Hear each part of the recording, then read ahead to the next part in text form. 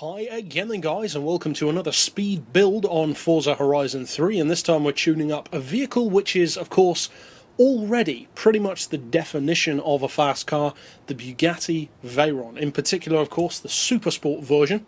Now this tune, straight off the bat, isn't the kind of tune which we would typically do. And what I mean by that is, with certain cars on Forza, well, any Forza game, not just Horizon, they're already so quick that the differences that you see in terms of top speed don't actually change that much. The Veyron has that happen to it, the Koenigsegg 1-to-1 also does, and also the Hennessy Venom. You don't see huge jumps in top-end speed. The difference that you can make, though, is of course off the line, by converting to all-wheel drive, stuff like that, which this car of course already has, and also predominantly the control and the handling improvements that you would want from a vehicle which is already great in a straight line. So although technically speaking this is a speed tune, it's kind of more of a control tune, because the speed is already there.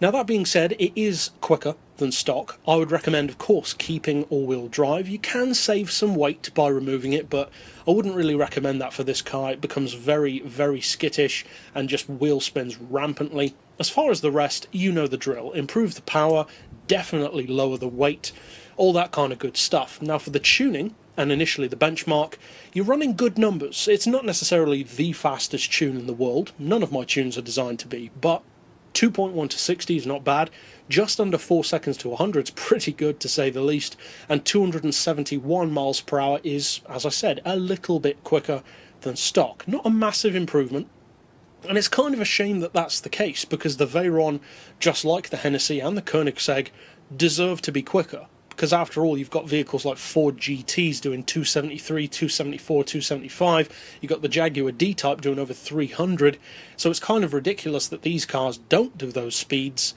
given the power upgrades that they have, and that, at the end of the day, they're designed, aerodynamically speaking, to do that. But that being said, that hasn't really changed, that's nothing new, that's always been the way.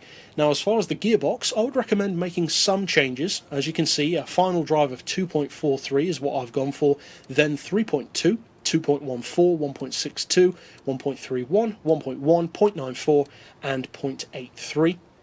Then as far as alignment, you know the drill if you've used my tunes before. Neutral, camber and toe. You can give it some if you want to, but I've opted not to. 1 degree of caster for manoeuvrability. Anti-roll I've just rounded off to 25 and 45. Springs on 122, 233. And for the ride height I've slammed the back end. And unlike me, I don't usually do this, but I have increased the front just by 1 notch compared to the back, and that allows you to actually hit 271 that little bit more easily. As far as the dampers, we've got those on 10, 16, 5 and 7. Aero of course doesn't apply, and for the diff, as I often would, 100% on acceleration, 0 on deceleration, and for this particular car we've got it in the sweet spot of 77% in favour of the back end. That gets you some pretty great benchmark numbers, but without sacrificing the advantage of all-wheel drive. Now, it says it can do 271, but let's find out if it actually can.